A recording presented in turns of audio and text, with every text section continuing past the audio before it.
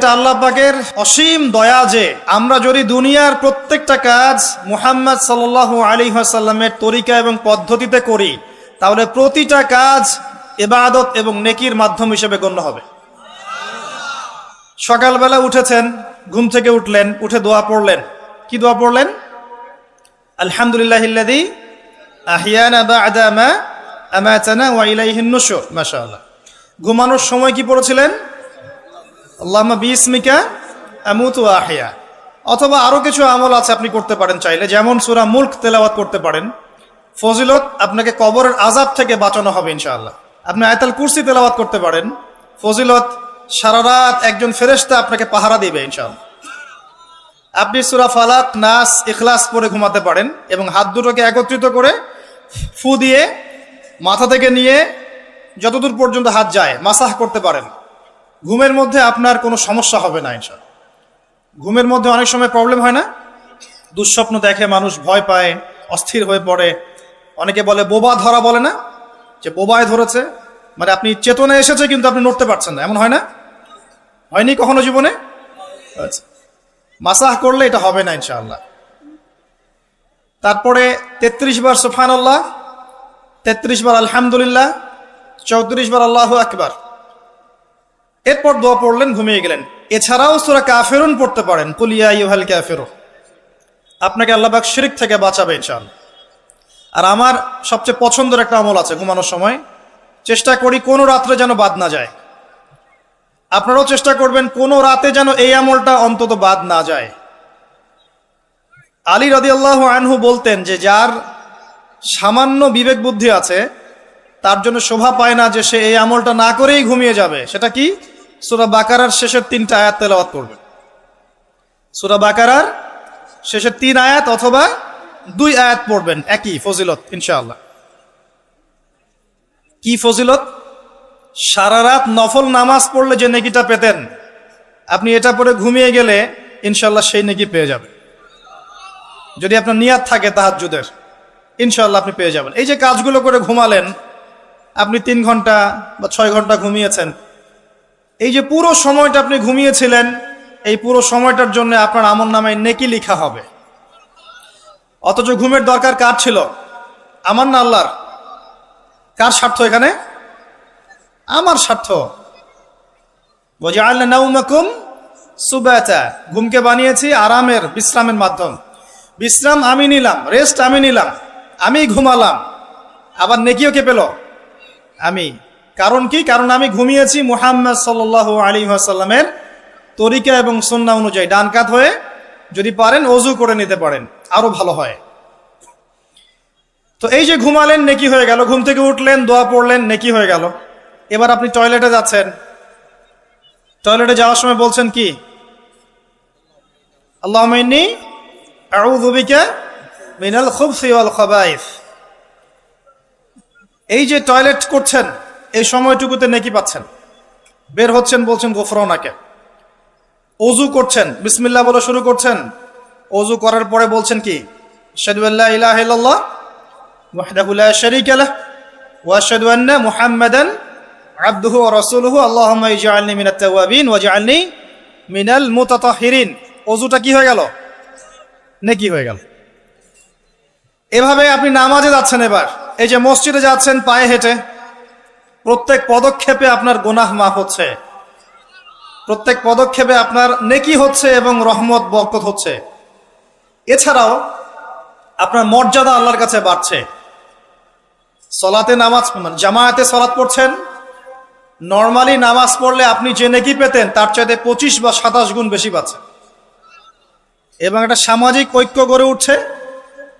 সামাজিক ঐক্য, মুসলিমদের মধ্যে ভেদাভেদহীন একটা সাম্যের সমাজ গড়ে উঠছে নামাজের মধ্য দিয়ে, তাই নয় কি?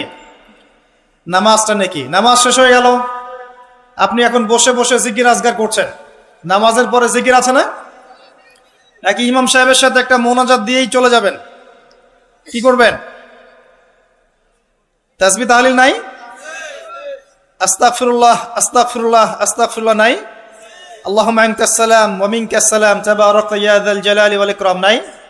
আল্লাহুম্মা আইন্নি আলা যিকরিকা ওয়া শুকরিকা ওয়া হুসনি ইবাদাতিক নাই? আয়াতুল কুরসি নাই? ফালাক নাস ইখলাস, অনেক তাসবিহ তাহলিল আছে। 33 বার সুবহানাল্লাহ, 33 বার আলহামদুলিল্লাহ, 33 বার আল্লাহু আকবার, কালিমা শাহাদাত আছে না?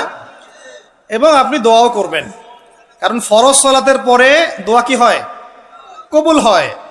তো এই যে নামাজটা আপনি পড়লেন, নেকি হয়ে গেল মাশাআল্লাহ। তাসবিহ তাহলিল করছেন, আপনি নেকি পাচ্ছেন, আলহামদুলিল্লাহ। এরপরে আপনি কোথায় যান? হয় পড়াশোনা করতে যান, অথবা আপনি স্কুল কলেজে যাচ্ছেন, অথবা মাদ্রাসায়, অথবা বাসায় পড়াশোনা করেন, অথবা ব্যবসায় যান, চাকরিতে যান, প্রশাসনের কাজে যান, রাষ্ট্রের কাজে চলে যান, এই তো করেন। দিনটা এভাবে শুরু হয় না? এখন যদি পড়াশোনার সেকশনে আপনি যান, স্টুডেন্ট হন আপনি, এবং আপনার পড়াশোনার উদ্দেশ্য যদি হয় যে আমি জ্ঞান অর্জন করব, এই উদ্দেশ্যে এই জ্ঞানকে কাজে লাগিয়ে আমি দ্বীনের খেদমত করব, এই জ্ঞানটাকে কাজে লাগিয়ে কি করব? দ্বীনের উপকার করব, দ্বীনের খেদমত করব, মানুষের উপকার করব, জাতির, দেশের, আপনার উম্মার, জনগণের কল্যাণ করব, ভালো কিছু করব। আপনার এই জ্ঞান অর্জনটা কি হবে জানেন? ইবাদত, এবং এটা বড় ইবাদত। আমলের চেয়ে ইলমের মূল্যটা বেশি। আল ইলমু ক্বাবলা আল কওলি ওয়াল আমাল, কথা কাজের আগে হচ্ছে জ্ঞান। আর যারা মাদ্রাসায় পড়বেন এই উদ্দেশ্যে যে আমি এই জ্ঞান অর্জনের মধ্য দিয়ে উম্মাকে সংস্কার করব, নিজে দিন জানবো, মানুষকে দিন প্রচার করব, এবং দিনের প্রচার প্রসার প্রতিষ্ঠায় আমি আমার জায়গা থেকে ভূমিকা রাখবো। আমি মুহাদ্দিস হব, মুফাসসির হব, আমি ইনশাআল্লাহ বড় আলেম ফকি হব। অহংকার করব না, মানুষকে সঠিক দিনটা জানানোর জন্য, আল্লাহর সন্তুষ্টির জন্য আমি দিন শিখবো। ইবাদত হবে না?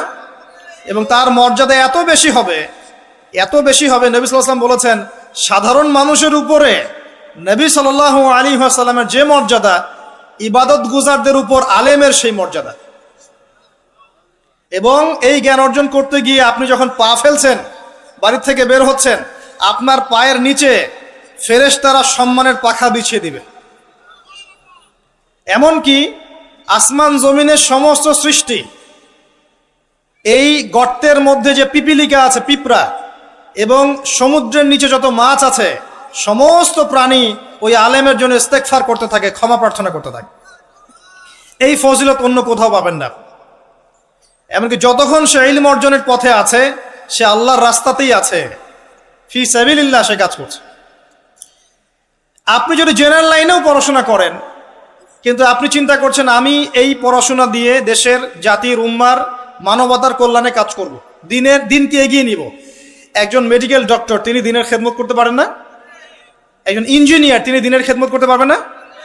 একজন ভালো সৎ পুলিশ অফিসার পারবে না? পারবে না? একজন ভালো সেনাবাহিনীর মেজর জেনারেল পারবে না? একজন সামাজিক নেতা পারবে না? একজন এমপি মন্ত্রী পারবে না? একজন পলিটিশিয়ান উম্মার খেদমত করতে পারবে না? সবাই সবার জায়গা থেকে পারবে। আল্লাহ এমনভাবে দিনটাকে সৃষ্টি করেছে। ইসলাম এত প্রশস্ত একটা দিন যে মানুষ বিভিন্ন জায়গায় থাকবে, সে তার জায়গায় থেকেই দিনের খেদমত করতে পারবে ইনশাআল্লাহ। একজন শিক্ষক পারবে না দিনের খেদমত করতে? একজন ভালো অর্থনীতিবিদ পারবে না? সবাই পারবে। শুধু প্রয়োজন কি জানেন? দিনটা বোঝা, নিজের উপর আমল করা, এবং দিন প্রতিষ্ঠার ফিকির থাকা। একজন ডক্টরের কাছে রোগী আসছে, প্রত্যেকটা রোগী দেখছেন, দেখার সময় খালি বলছেন যে ভাই 5 ওয়াক্ত নামাজটা ঠিক মতো পড়েন, আপনার শরীর ভালো, রিপোর্ট খুব ভালো আছে, মাঝে মাঝে একটু রোজা রাখেন। ডাক্তারের কথা শুনবে না রোগী? শুনবে না? একজন মানুষ, মনে করেন member, chairman, whoever he is, সে তার এলাকার নেতা, তো মানুষের মধ্যে জনকল্যাণমূলক কাজ করছে, শীত বস্ত্র বিতরণ করছে, রাস্তাঘাট নির্মাণ করছে, করার সময় মানুষকে বলছে যে এই যে দিলাম, এটা আল্লাহর রিজিক, তোমাদেরকে দিলাম, তোমরা আল্লাহর ইবাদত করো। বলা যাবে না? দিনের খেদমত করা যায় না?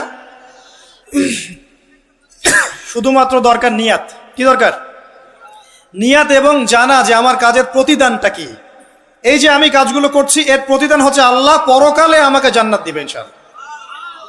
দুনিয়াতে আমি কি পাই না পাই সেটার হিসাব পরে, পরকালে আল্লাহ পাক আমাকে জান্নাত দিবেন ইনশাআল্লাহ। এভাবে আপনি আপনার জীবনের প্রতিটা কাজকেই ইবাদত বানাতে পারেন। ওয়ামা খালাকতুল জিন্না ওয়াল ইনসা ইল্লা লিয়াবুদুন। নাস্তিকদের কথা জবাব পেয়েছেন? এটা অন্য ধর্মের ক্ষেত্রে প্রযোজ্য, যে শুধু ইবাদত বন্দেগী বা পূজা অর্চনা তারা যেটা করে এটাই ইবাদত বলে গণ্য হয়, কিন্তু ইসলামের মধ্যে প্রতিটা কাজই ইবাদত বলে গণ্য হয় যদি আপনি প্রতিটা কাজ নবী সাল্লাল্লাহু আলাইহি ওয়াসাল্লামের তরিকা এবং সুন্নত মোতাবেক করতে পারেন। আমার কথা কি বোঝা যাচ্ছে ভাই? আলহামদুলিল্লাহ। এবার ধরেন আপনি বাসায় ফিরে আসলেন, মাঝখানে জোহরের নামাজ পড়েছেন, আসরের নামাজ পড়েছেন জামাতে, জামাত যদি ছুটে যায় বাসায় জামাত করেছেন, বা আপনার অফিসে জামাত করেছেন, ব্যবসা প্রতিষ্ঠানে জামাত করেছেন, অথবা একাই হয়তো পড়তে বাধ্য হয়েছেন, পড়েছেন, নামাজ পড়েছেন। নামাজ পড়ার পরে আপনি সন্ধ্যায় বাসায় ফিরে আসলেন। বাসায় ফিরে আমরা কি করি? পরিবারকে সময় দেই না? ওখানে খাওয়া দাওয়া করি, গল্প গুজব করি, পরিবারকে সময় দেই। এখন অবশ্য এই সময় দেওয়ার প্রবণতা কমে যাচ্ছে, সবার হাতে হাতে এখন স্মার্টফোন। একটা বাসায় 10টা জগৎ, মানে একটা বাসায় 10টা মেম্বার, 10 জনের 10টা ফোন, 10টা আলাদা আলাদা পৃথিবী একটা বাসার মধ্যে। আগে ওই যে টেলিভিশন ছিল না, এখন তো টেলিভিশন উঠে যাচ্ছে, তাই না? আগে যখন টেলিভিশন ছিল, টেলিভিশন কিন্তু ড্রয়িং রুমের মধ্যে ছিল, মনে আছে? মানে বাসার সব মেম্বার একসাথে বসে টিভি দেখতো। এখানে কিন্তু অশ্লীলতার পরিমাণটা একটু কম ছিল, চাইলে যে কোনো চ্যানেল সে দেখতে পারবে না, পারবে না। এখন ঘরে ঘরে স্মার্টফোন, ও যা ইচ্ছা তাই করতে পারে। আমরা হয়তো মনে করছি বাসা থেকে টিভি সরিয়ে দিয়েছি, একটা জিহাদ করেছি, মাশাআল্লাহ। ওই টিভি সরিয়ে যে ঘরে ঘরে আবার একটা জেনার মেশিন ঢুকিয়ে দিয়েছি, এটা বুঝতে পারছি না। তো এই যে পরিবারকে সময় দেয়া, এটা কিন্তু ইবাদত।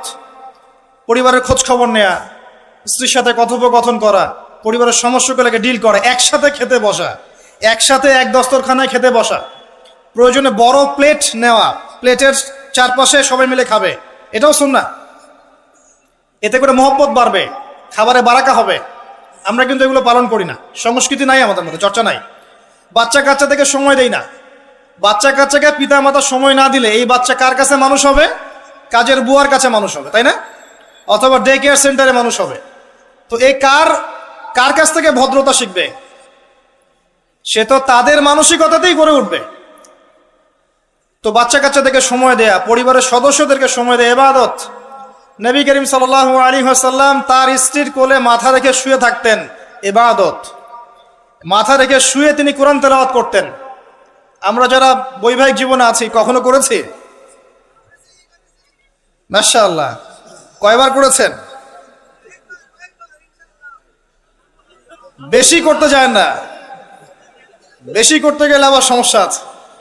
সবকিছুর একটা কি আছে? লিমিট আছে। বেশি করতে গেলে ব্যক্তিত্ব কমে যাবে, তখন দেখবেন আপনার উপর খবরদারি করছে। ভারসাম্য বজায় রাখতে হবে। যাই হোক, এমনকি তিনি বলেছেন, আয়েশা রাদিয়াল্লাহু আনহা তিনি বলেছেন যে আমি যে গোশতের টুকরাটা খেতাম, নবী সাল্লাল্লাহু আলাইহি ওয়াসাল্লাম ওইখানেই মুখ দিতেন যেখানে আমি ছিঁড়েছি। এবং রাতের বেলা দৌড় প্রতিযোগিতা করেছেন স্ত্রীর সাথে। প্রথমবার আয়েশা রাদিয়াল্লাহু আনহা জিতেছিলেন, পরে কয়েক বছর পর তিনি তাকে হারিয়ে দিয়েছেন, দিয়ে বলেছেন, আয়েশা আমি তোমাকে আজকে হারিয়ে দিলাম। এই যে সুন্নাহ, পারিবারিক সুন্নাহগুলো আমাদের মধ্যে উঠে যাচ্ছে না ভাই? পরিবারের সবার সাথে সময় দিতে হয়, খোঁজ খবর নিতে হয়, কথাবার্তা বলতে হয়। স্পেশালি বাচ্চাদের ব্যাপারে খেয়াল রাখতে হয়। বাচ্চা কাচ্চা যারা আছে এরা কাদের সাথে মিশছে, কাদের সাথে মিশছে, কাদের সাথে খেলছে, যে স্কুলে পড়ছে ওর পরিবেশটা কেমন, যে মাদ্রাসা যাচ্ছে ওর পরিবেশটা কেমন, ওকে কারা পড়াচ্ছে, কাদের কাছ থেকে দিন শিখছে, সে কাদের কাছ থেকে ইলম শিখছে, এগুলো জানা দরকার আছে। পরিবারের ব্যাপারে সচেতন থাকতে হবে। এই কারণে আল্লাহ পাক বলেছেন, কু আনফুসাকুম ওয়া আহলিকুম নারা, নিজে পরিবার, নিজে জাহান্নামের আগুন থেকে বাঁচো, পরিবার বর্গকে বাঁচাও। কিন্তু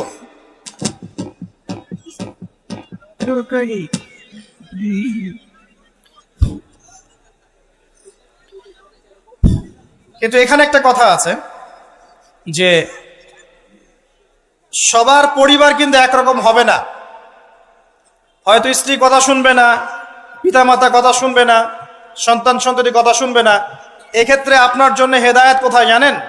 ওই যে নূহ আলাইহিস সালামকে দেখেন, 950 বছর দাওয়াতি কাজ করেছিলেন, তার সন্তান কিন্তু ঈমান নিয়ে আসে নাই, তার স্ত্রী কিন্তু ঈমান নিয়ে আসে নাই। অতএব আপনি ঈমানদার হলেই যে সবাই আপনার কথা মেনে নেবে এমনটাও নয়, কিন্তু দাওয়াত দিতে হবে, চেষ্টা করতে হবে। এরপর যদি না করে, তাদের লাকুম দীনুকুম ওয়ালিয়া দিন, তুমি তোমার হিসাব দিবা, আমি আমার হিসাব দিব। চেষ্টাটা বড় কথা। লূত আলাইহিস সালামের স্ত্রী ঈমান নিয়ে আসে নাই। আবার ফেরাউনের ঘরে দেখবেন ঈমানদার মহিলা পাবেন, আছে না? ফেরাউনের ঘরে ঈমানদার মহিলা থাকতে পারে। আজকে আমরাও দেখি বাংলাদেশের প্রেক্ষাপটে পরিবারের কর্তারা অনেকেই ফেরাউনের মতো আচরণ করেন, কিন্তু স্ত্রীরা মাশাআল্লাহ ইমানদার। এমন অনেক অনেক দেখা যায় যে এক্সকিউজ আমাদের কাছে আসে যে পরিবারের কর্তা ইসলাম পছন্দ করে না, কিন্তু স্ত্রী পর্দা করতে চায়, মেয়েরা পর্দা করতে চায়, দিন শিখতে চায়, পরিবারের কর্তারা সুযোগ দেয় না। এমন অনেক অবজেকশন কিন্তু আসে আলেম ওলামাদের কাছে। তো মনে রাখবেন, সব সময় যে পরিবার সবার একরকম হবে এমনটা জরুরি নয়। পরিবার নূহের মতো হতে পারে আলাইহিস সালাম, লূত আলাইহিস সালামের মতো হতে পারে, আবার মুহাম্মদ সাল্লাল্লাহু আলাইহি ওয়াসাল্লামের মতোও হতে পারে। আমাদের কাজ হচ্ছে পৌঁছে দেয়া, তা'মুরুনা বিল মা'রুফ ওয়া তানহাউনা আনিল মুনকার, এতটুকু। আপনি আপনার অধীনস্থদের উপরে কঠোর হতে পারবেন, যেমন আপনার স্ত্রী এবং সন্তান সন্ততি। কিন্তু আপনার বাবা নামাজ পড়ে না, যার বয়স 60 বছর, আপনি কি তাকে পিটাতে পারবেন? পারবেন না। কিন্তু আপনার সন্তানের বয়স 12 বা 15, সে নামাজ পড়ে না, আপনি তাকে মারতে পারবেন? পারবেন না। এই হলো অবস্থা। পরিবারকে সময় দিতে হবে তাদের হেদায়েতের জন্য, এটা কিন্তু ইবাদত। এমনকি স্ত্রীর সাথে যে সময়টা আপনি কাটাচ্ছেন, অন্তরঙ্গ সময়, এটার জন্যও আপনি নেকি পাবেন। সাহাবায়ে কেরাম বললেন, ইয়া রাসূলুল্লাহ সাল্লাল্লাহু আলাইহি ওয়াসাল্লাম, এই কাজটা তো আমরা প্রবৃত্তির মানে যে তাড়না, এটা নিবারণ করতে গিয়ে কাজটা করি, এর জন্যও কি নেকি পাবো? নবী সাল্লাল্লাহু আলাইহি ওয়াসাল্লাম বললেন, এই কাজটা তোমরা যদি অন্য কারোর সাথে করতে তোমাদের কি গুনাহ হতো না? সাহাবীরা বললেন, হ্যাঁ গুনাহ হতো। অতএব এই কাজ তুমি যদি স্ত্রীর সাথে করো, ইনশাআল্লাহ তুমি নেকি পাবে। সন্তানদেরকে বড় করছি, এই সন্তানদেরকে এই নিয়াতে বড় করতে হবে যে এরা বড় হয়ে আল্লাহর দ্বীনকে এগিয়ে নিবে, আল্লাহর পথে দায়ী হবে, আলেম হবে, মুজাহিদ হবে, মুহাদ্দিস হবে, মুফাসসির হবে, তারা দ্বীনের খেদমত করবে। এই সন্তান আপনার জন্য সাদকায়ে জারিয়ার মাধ্যম হবে ইনশাআল্লাহ। কিছু না হোক, সন্তান ভালো মানুষ হবে, তার দ্বারা কেউ ক্ষতিগ্রস্ত হবে না, সে মানবতার কল্যাণে কাজ করবে, আপনি ওই সন্তানের জন্য নেকি পাবেন ইনশাআল্লাহ তাআলা। এই যে আপনার পুরো জীবন, শুরু থেকে ঘুম থেকে নিয়ে একেবারে পরিবার, সমাজ, রাষ্ট্র পরিচালনা পর্যন্ত প্রত্যেকটা কাজ যদি কোরআন এবং সুন্নাহর অনুকূলে হয় এবং নবী সাল্লাল্লাহু আলাইহি ওয়াসাল্লামের সুন্নাহ পদ্ধতিতে হয়, পুরো জীবনটাই আপনি নেকি পাচ্ছেন আলহামদুলিল্লাহ। এটাই সেই আয়াত, ওয়ামা খালাকতুল জিন্না ওয়াল ইনসা ইল্লা লিয়াবুদুন, আমি মানুষ এবং জিনকে সৃষ্টি করেছি শুধুমাত্র আমার ইবাদত করার জন্য। এবার আসেন, আল্লাহ পাক যখন আমাদেরকে সৃষ্টি করেননি তখন কি ছিল? কারা ছিল পৃথিবীতে? সর্বপ্রথমে কারা ছিল?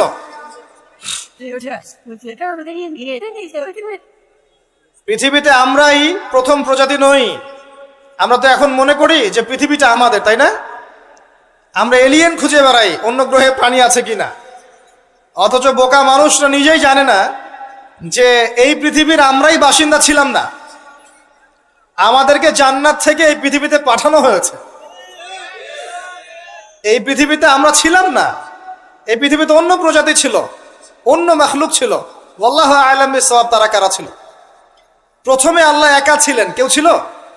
হুয়াল আউয়াল, তিনি প্রথম, এবং সবশেষে আল্লাহ পাক একা থাকবেন, কেউ থাকবে?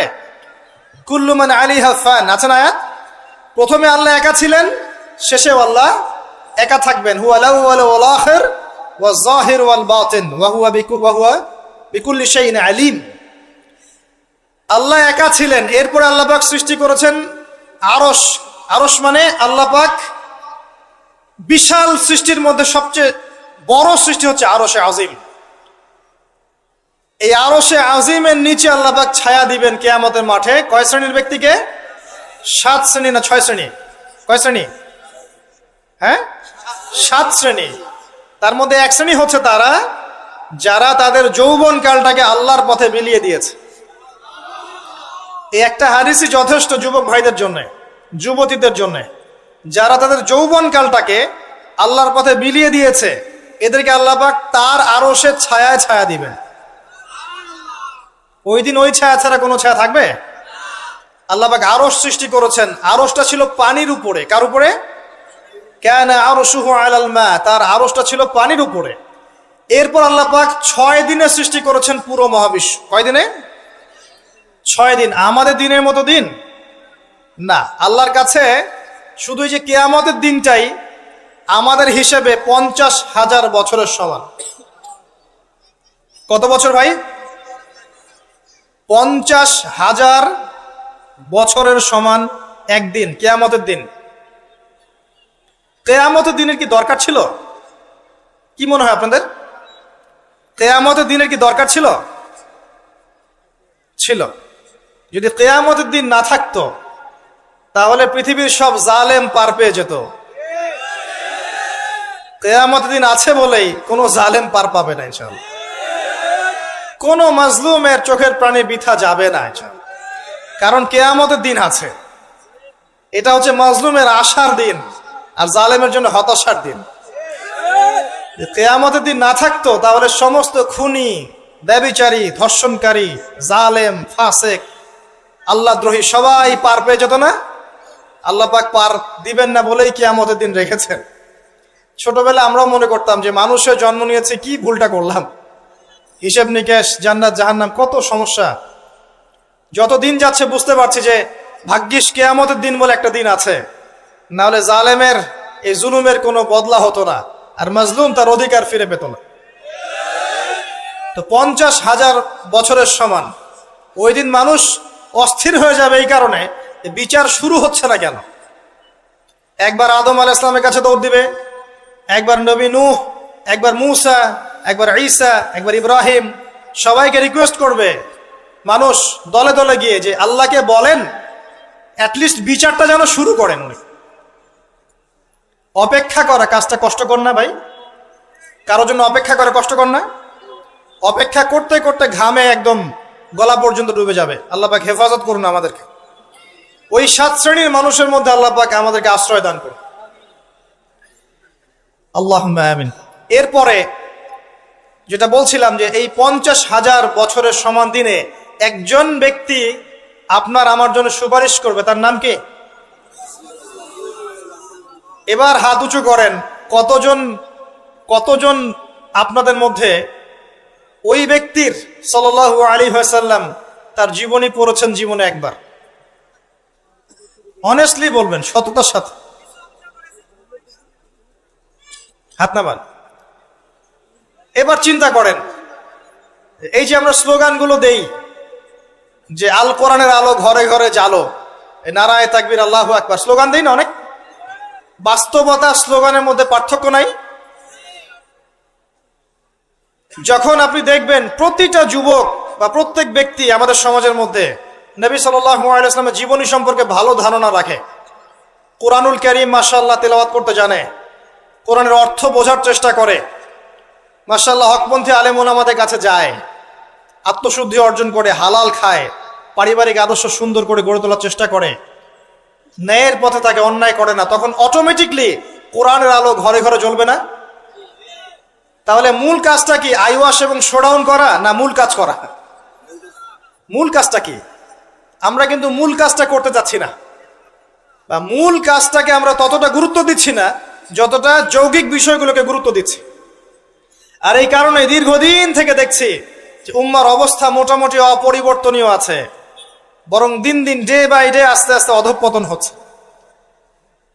আপনি হয়তো প্রশ্ন করতে পারেন আমার দিকে আঙ্গুল তাক করে, কে বললো আপনাকে অধঃপতন হচ্ছে? আমরা তো দেখছি উন্নতি, অগ্রগতি আর প্রগতি। আমি বিনয়ের সাথে বলবো আর 10টা থেকে 20টা বছর অপেক্ষা করেন। 5 বছর আগে বিনয়ের সাথে বলেছিলাম যে 10 বছর অপেক্ষা করেন, কাগজের টাকা বলে কিছু থাকবে না। আস্তে আস্তে সোসাইটি ওইদিকে যাবে এবং এগুলো কোনোটাই অ্যাক্সিডেন্টলি অটোমেটিকলি হচ্ছে না, এর পিছনে একটা মাস্টার মাইন্ড কাজ করছে। পুরো বিশ্বের পিছনে একটা মাস্টার মাইন্ড কাজ করছে। একটা সভ্যতা চাচ্ছে সারা বিশ্বের মানুষ ওর দাস হয়ে থাক, এবং তাদের এক একটা এজেন্ডা আস্তে আস্তে বাস্তবায়িত হচ্ছে। এবং মাশাআল্লাহ আমরাও হালুয়া রুটি এবং সেমাই খাচ্ছি, মাশাআল্লাহ আমরাও খাচ্ছি খোরমা, জিলাপি, হালুয়া রুটি, সেমাই, এগুলো আমরাও খেয়ে যাচ্ছি মাশাআল্লাহ। আল্লাহ পাক আমাদের হৃদয়ের চোখগুলো যেন খুলে দেন, আল্লাহুম্মা আমিন। ক্যাশলেস সোসাইটি চায় তারা, ক্যাশলেস সোসাইটি, মানে সোসাইটির মধ্যে কোনো ক্যাশ থাকবে না, ডিজিট থাকবে, খালি ডিজিট। খালি কলা কিনবেন, আপনি 40 ডিজিট পাস করে দিবেন। কলাওয়ালা 40 ডিজিট পেল, ওর দরকার এখন ধরেন মাছ, ও 40 ডিজিটের মাছ কিনবে। মাছওয়ালার দরকার মনে করেন চাল, ও 40 ডিজিটের চাল কিনবে। ডিজিট ঘুরবে, খালি সংখ্যা খালি ঘুরতে থাকবে হাত থেকে হাত। এমন একটা মানি আপনাদেরকে দিবে, এমন একটা মুদ্রা দিবে আপনাদেরকে, যে মুদ্রা ধরতেও পারবেন না, পকেটেও রাখতে পারবেন না। এখন তো ধরতে পারেন, পকেটে রাখতে পারেন, একটা সময় আসবে মুদ্রা ধরতেও পারবেন না, পকেটেও রাখতে পারবেন না। এবং এগুলোর মান তারা নিয়ন্ত্রণ করবে। যখন দেখবে যে আপনার মধ্যে তাওহীদ বেশি আছে, ইসলামের চেতনা বেশি আছে, দ্বীনের ফিকির বেশি, ইসলাম ইসলাম করছেন, আপনার মান কমে যাবে টাকা।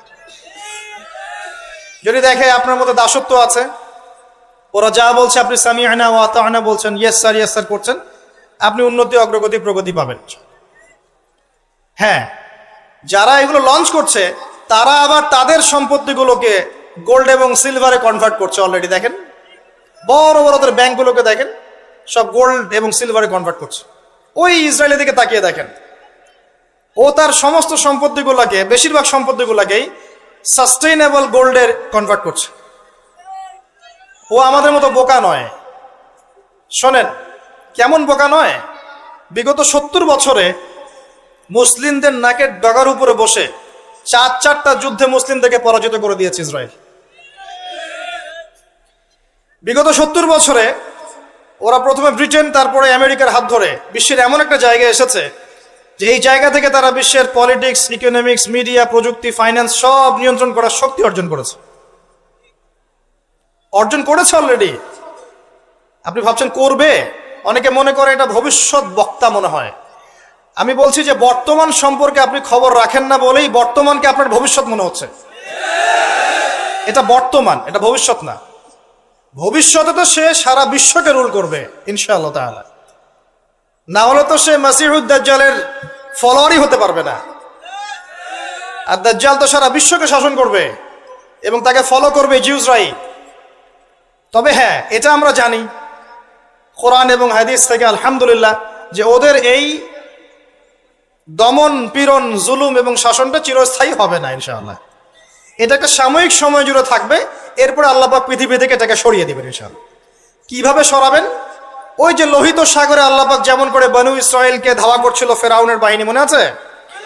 লোহিত সাগরে আল্লাহ পাক ফেরাউনের বাহিনীকে একত্রিত করেছেন, ডুবিয়ে দিয়েছেন, দেন নাই?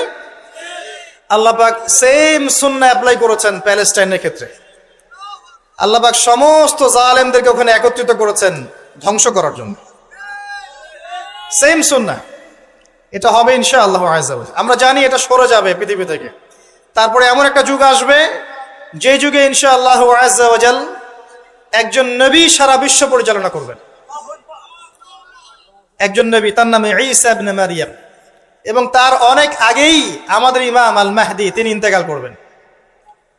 মনে রাখবেন, শেষ জামানার সবচেয়ে ভাইটাল চরিত্র ইমাম মাহদি নয়। শেষ জামানার সবচেয়ে ভাইটাল চরিত্র হচ্ছে ঈসা ইবনে মারইয়াম। ঈসা ইবনে মারইয়াম সবচেয়ে ভাইটাল চরিত্র, কারণ তিনি জেরুজালেম থেকে সারা ওয়ার্ল্ডে ইসলামী খেলাফা কায়েম করেন। এবং 40 বছর, এই 40 সংখ্যা এক্স্যাক্টলি 40 না আরো বেশি আল্লাহ ভালো জানেন, পৃথিবী জুড়ে ইসলামের অনুশাসন বজায় থাকবে ইনশাআল্লাহ।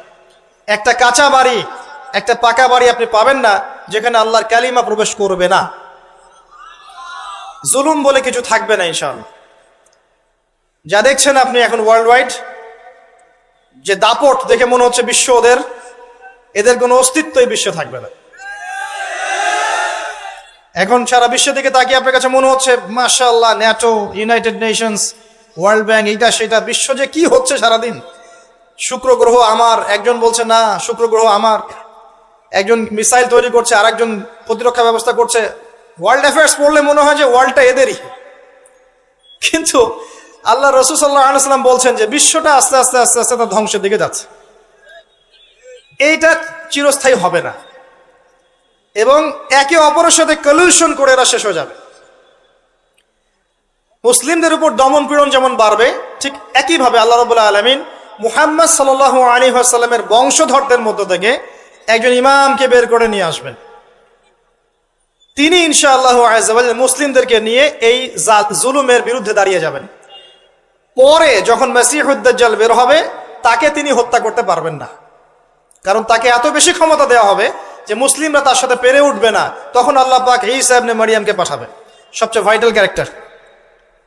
এবং তিনি এই প্যালেস্টাইনের বাবে লুদ নামক জায়গায় মসিহুদ দাজ্জালকে হত্যা করবেন ইনশাআল্লাহ আযজা ওয়া জাল। আমাদেরকে বিশ্ব নেতারা এখন বোঝায় যে বিশ্বের শেষ নাই, এই পৃথিবী জয় করার পর আমরা মঙ্গলে গিয়ে থাকবো, তারপর শুক্রে, তারপর শনিতে, তারপর বৃহস্পতিতে, তাই না? মাইন্ডসেটটা এমন তৈরি করেছে না? কিন্তু বাস্তবতা হচ্ছে এই মহাবিশ্বই ধ্বংস হয়ে যাবে। এই পৃথিবী তো ধ্বংস হবেই, মহাবিশ্ব ধ্বংস হয়ে যাবে। তবে পৃথিবী ধ্বংসের আগে আল্লাহ পাক ঈসা ইবনে মারইয়ামের হাতে সারা বিশ্বে ইসলামী খেলাফা কায়েম করবেন ইনশাআল্লাহ। মাঝখানে একটা সময় আপনাকে পার করতে হবে। কত বছর? ননসেন্স প্রশ্ন, যে ভাই কত বছর, 100, 200, 500, আল্লাহ ভালো জানেন, আমরা জানি না এবং জানার কথাও না। কেউ যদি বলে এত সাল, সে নিশ্চিত কাযযাব, একজন মিথ্যাবাদী। এবং এটা একটা অহেতুক কথা, এত সাল, এত বছর পর, এটা আমরা বলতে পারবো না। কিন্তু এতটুকু বলতে পারবো যে পৃথিবী চিরদিন এভাবে থাকবে না। ওয়ার্ল্ডে এখন যা দেখছেন এগুলো চিরস্থায়ী হবে না।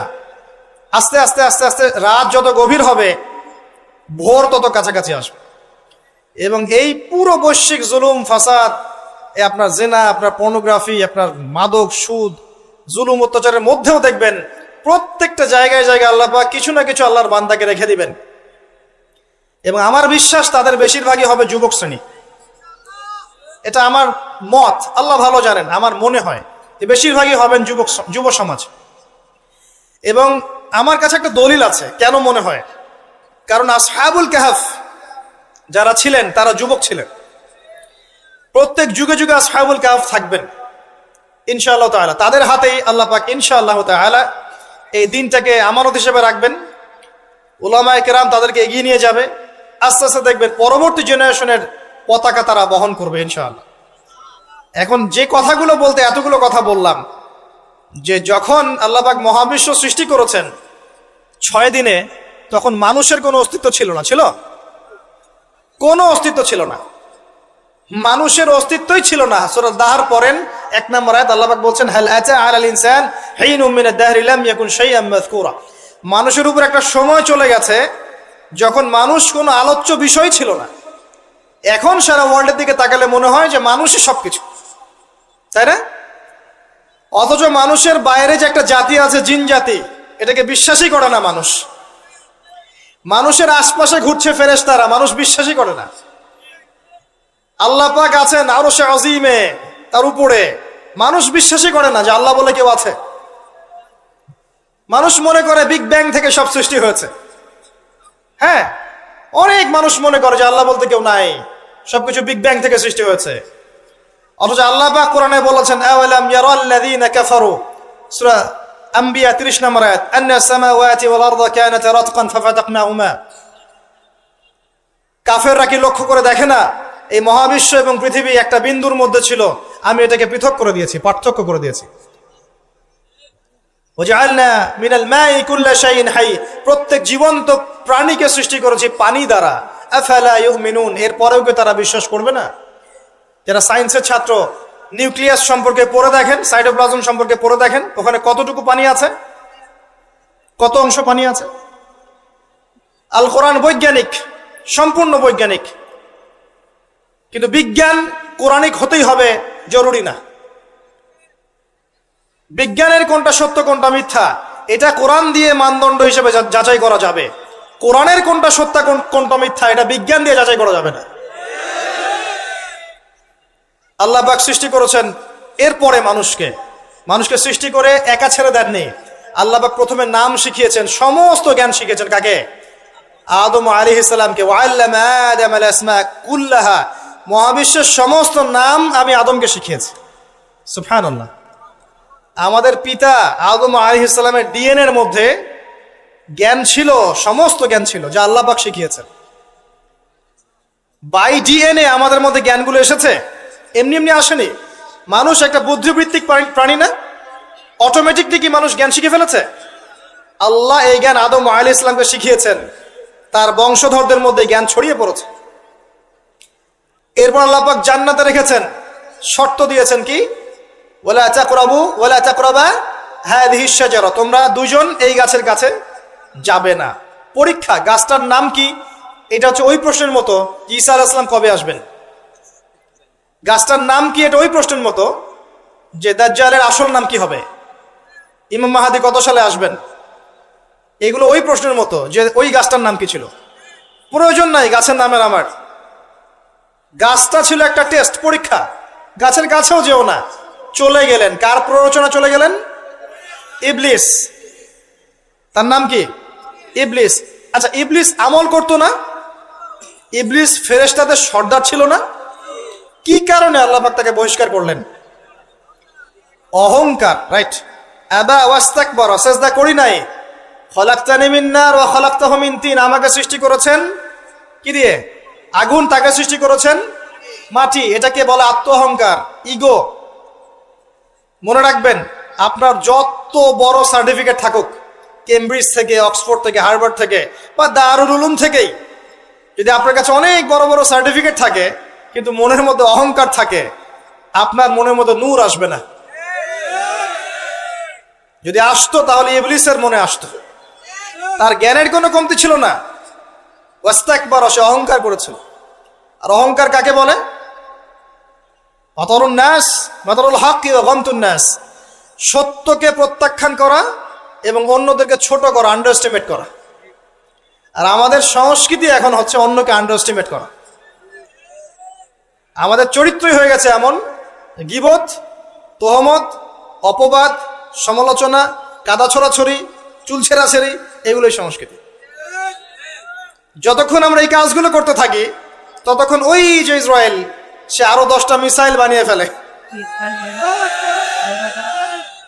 এই জন্যই বলি যে আমরা মাঝে মাঝে জিলাপি খাই, খোরমা খাই, আর তারা তাদের কাজের দিকে এগিয়ে যায়। প্রথম দিকে হালুয়া রুটি বলেছিলাম, অনেকে রাগ হয়েছিল, ওই জন্য হালুয়া রুটি শব্দটা বলি না, আর বলি জিলাপি আর খোরমা খাই। এখন অনেকে রাগ হয় না। তো বাস্তবতা এমন ভাই, শোনেন, এই জায়গায় 1 মিনিট সময় দেন। একটা সময় ছিল, এই জায়গাটা খুব ভালো করে শোনেন। একটা সময় ছিল আবু বকর সিদ্দিক রাদিয়াল্লাহু আনহুর যুগ, ওমর ইবনুল খাত্তাব, উসমান বিন আফফান, আলী ইবনে আবি তালেব, উমাইয়া খেলাফত, আব্বাসীয় খেলাফত, ফাতেমি, মামলুক, কর্ডোভা, উসমানীয়, এই যে খেলাফত ছিল। স্বর্ণযুগের মধ্যে ইসলাম বেশি ছিল, আস্তে আস্তে ইসলাম কমতে থাকে, কিন্তু অ্যাটলিস্ট মুসলিমদের একটা শক্তি ছিল, মুসলিমদের একটা ল্যান্ড ছিল, একটা ইমারত ছিল, একটা জামায়া ছিল, খেলাফা ছিল, আমির ছিল, ইকোনমিক পাওয়ার ছিল, প্রযুক্তি ছিল, সামরিক বাহিনী ছিল, সব কিছু মুসলিমদের হাতে ছিল। এরপর একটা যুগ আসলো, এই যুগের বয়স বেশি দিন না, 100, 200, 300 বছর। এই লাস্ট 200-300 বছরে দেখবেন আপনি নো স্টেট, কোনো স্টেট নাই। যেগুলো আছে সেগুলো টুকরা টুকরা, পিস আপ করা, ব্রিক্স অ্যান্ড পিসেস, মানে টুকরায় টুকরায় ভাগ করা হয়েছে। কারোর সাথে কারো মহব্বত নাই। মানে ওই দেশের মানুষ মরলে এই দেশের মানুষ হাসে। এখানে আঘাত আসলে ওরা বলে যে আমি তো বাংলাদেশি না, তো বাংলাদেশের ব্যাপারে আমার নাক গলানোর দরকার নাই। তারপরে যদি সিরিয়ায় কেউ বোম মারে, পাকিস্তানের কেউ বলে ওরা তো সিরিয়ার মানুষ, আমাদের সাথে কি সম্পর্ক। প্যালেস্টাইনে কেউ মা বোনদের ইজ্জত নিলে ইরাকের মানুষ বলে যে ওরা তো প্যালেস্টাইনের, আমরা তো ইরাকের। ইউনাইটেড কোনো ফর্ম নাই, প্রথম কথা।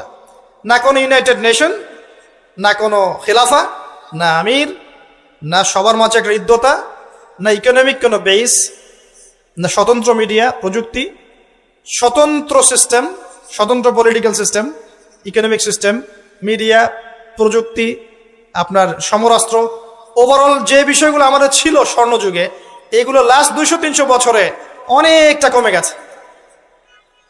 এবং যখন কমে গেছে, এই সময়টুকুর মধ্যে ইসলামের বিরোধী শক্তি যারা আছে, স্পষ্ট প্রকাশ্য বিরোধী শক্তি যারা ভিতরের বাইরের, এরা এই প্রত্যেকটা সেক্টরে উন্নতি করেছে। আর আমরা এই মূল জিনিসগুলো দিকে ফোকাস না করে পড়েছিলাম কোথায়? আপোষের গীবত, আমাদের তহমত, আপোষের কাদা ছড়াছড়ি। একটা নেশনের মধ্যে সবাই ভাই না আমরা? একটা নেশন, মানে একটা নেশনে কি থাকে? ল্যান্ড থাকে, ভূখণ্ড লাগে, সার্বভৌমত্ব লাগে, জনসংখ্যা লাগে, তারপর কি লাগে? এগুলো লাগে না?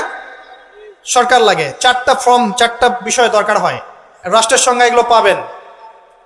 ওভারঅল দেখবেন গভর্নমেন্ট থাকবে, প্রশাসন থাকবে, জনগণ থাকবে, আলেমোলামা থাকবে, যুব সমাজ থাকবে, তরুণ প্রজন্ম থাকবে, যুবতীরা থাকবে, বাচ্চা কাচ্চা থাকবে। এই হচ্ছে আপনার প্রজন্ম, একটা নেশন। এই নেশনের সবাই আমরা একে অপরের ভাই নই? আমরা সবাই এক জাতি না? নাকি সবাই সবাই শত্রু? আমরা কি কেউ কারো শত্রু? আমরা সবাই সবাই ভাই না? আমরা সবাই কিন্তু একটা জাতি। খেয়াল করে দেখেন এখন এই এক জাতির কনসেপ্টটার মধ্যে কত ভাটা পড়েছে। এক ধর্মনেতা আর এক ধর্মনেতাকে দেখতে পারে না, এক বক্তা আর এক বক্তার সমালোচনা না করলে ভাত হজম হয় না,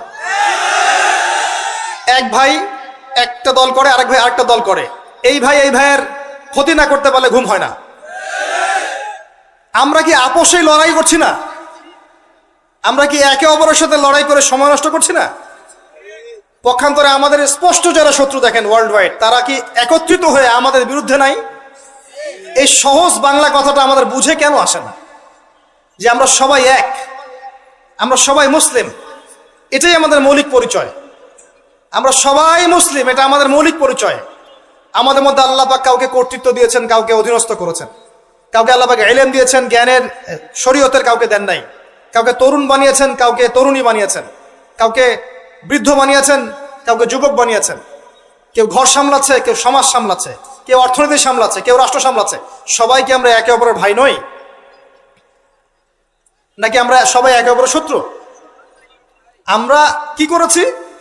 আপোষে, লড়াইয়ে, সমালোচনায়, ইখতিলাফে, গীবতে, তহমতে এতটা সময় পার করেছি যে এই সময়টুকুর মধ্যে ওরা অনেক দূর এগিয়ে গেছে এবং এই এগিয়ে যাওয়াটা ওদের আরো বাড়তে থাকবে। কারণ কিছু পাপের শাস্তি আমাদেরকে পেতে হবে দুনিয়ায়, কিছু ভুলের শাস্তি আমাদেরকে দুনিয়ায় পেতে হবে ইনশাল্লাহ। এরপর একটা প্রজন্ম আসবে যারা এই ভুলগুলো করবে না ইনশাল্লাহ। বিশ্বাস করেন, এরপরে ইনশাল্লাহ এমন কোন প্রজন্ম আসবে, ইস্তাবদিল কওমান গায়রাকুম, আল্লাহ পাক বলেছেন তোমরা যদি দায়িত্ব পালন না করো তোমাদেরকে আমি সরিয়ে দিয়ে নতুন সম্প্রদায়কে নিয়ে আসবো। সুম্মা লা ইয়াকুনু আমসালাকুম, তারা তোমাদের মতো হবে না। আল্লাহ পাক এরপরে এমন জেনারেশন নিয়ে আসবেন ইনশাআল্লাহ, দেখবেন তারা সবাই তাওহীদপন্থী হবে, তারা সুন্নতপন্থী হবে, তারা হালাল খাবে, হারামে যাবে না, তারা পারিবারিক আদর্শ ঠিক রাখবে ইনশাআল্লাহ। তাদের যুব সমাজকে দেখবেন আল্লাহর জন্য নিজের জীবন কোরবানি করার জন্য প্রস্তুত থাকবে। দেখবেন তাদের তরুণদের সাথে প্রবীণদের একটা সুন্দর সমন্বয় থাকবে। তরুণ থেকে নেতৃত্ব দেবে প্রবীণরা, দেখবেন তরুণরা এগিয়ে যাবে। দেখবেন তারা ছোট ছোট বাচ্চারা এক একটা ডিনামাইট হয়ে গড়ে উঠবে ইনশাল্লাহ। অপেক্ষা করতে থাকেন, সময় আসবে এক সময় ইনশাল্লাহ, হতাশ হবেন না। মাঝখানের এই সময়টুকুতে প্রথম কাজ হচ্ছে পরিস্থিতি বোঝা, মৌলিক কাজগুলো দিকে ফোকাস করা, এবং যে কাজগুলো মৌলিক নয় গৌণ কাজ এগুলোর দিকে বেশি ফোকাস না করা, মূল কাজের দিকে ফোকাস করা। মূল কাজ হচ্ছে সবাই আমরা ভাই ভাই, আপোষে ঐক্যবদ্ধ থাকতে হবে। বা ঐক্যবদ্ধ থাকার জন্য সবাইকে নতুন দল খোলার দরকার নাই, খালি মন থেকে বিশ্বাস করে নেন যে সে আমার ভাই, ব্যাস। খালি মন থেকে মনে করে নেন যে সবাই আমার ভাই, দেখবেন মনের মধ্যে ঐক্য হয়ে গেছে। ঐক্যটা মনের ব্যাপার, ঐক্যটা মনের ব্যাপার, এটা কিন্তু ফিজিক্যাল বিষয় নয়। মন থেকে বিশ্বাস করে নেন যে আমরা যারা তাওহীদপন্থী আছে, মুসলিম আছে বাংলাদেশের, সবাই আমরা ভাই। এমনকি বিশ্বের যারা আছে, যারা নির্যাতিত নিপীড়িত, ওরা আমার উম্মার বাইরে কেউ না, ওরা আমার উম্মারে অন্তর্ভুক্ত। চিন্তা জগতে পরিবর্তন আনেন, মৌলিক কাজে আসেন, পড়াশোনা করেন। খালি নারায়ে তাকবীর আল্লাহু আকবার স্লোগান দিলে আর আল কোরআনের আলো ঘরে ঘরে জালো স্লোগান তুলে আইওয়াজ শোডাউন করলে সব হবে না। বেসিক জায়গায় এসে পড়াশোনা করেন, তরুণ সমাজকে পড়াশোনা করান, ভালো কিছু পড়ান। যারা জেনারেল লাইন থেকে উঠে আসছে এদেরকে ভালো কিছু পড়ান। যারা মাদ্রাসায় পড়ছে প্রয়োজনে, যদি প্রয়োজন হয় তাদের সিলেবাসে কিছু সংস্কার করেন, করে এগিয়ে নেন। উভয়ের মাঝে একটা সমন্বয় সৃষ্টি করেন, উলামায়ে কেরামের মাঝে ঐক্যের চেষ্টা করেন, আপোষে বিভক্তির চেষ্টা করবেন না। যারা হিংসা, গীবত, তমত, সমালোচনার সংস্কৃতি লালন করে ওদেরকে এড়িয়ে যান, ওইদিকে ভ্রুক্ষেপও করবেন না। একটা সেকেন্ড ওদিকে ভ্রুক্ষেপ করবেন, আপনি এক সেকেন্ড পিছিয়ে যাবেন, এগিয়ে যান। তরুণ সমাজ আজকে পর্নোগ্রাফিতে আসক্ত, মাদকে আসক্ত, জুয়া খেলছে, মেয়ে নিয়ে ফুর্তি করছে,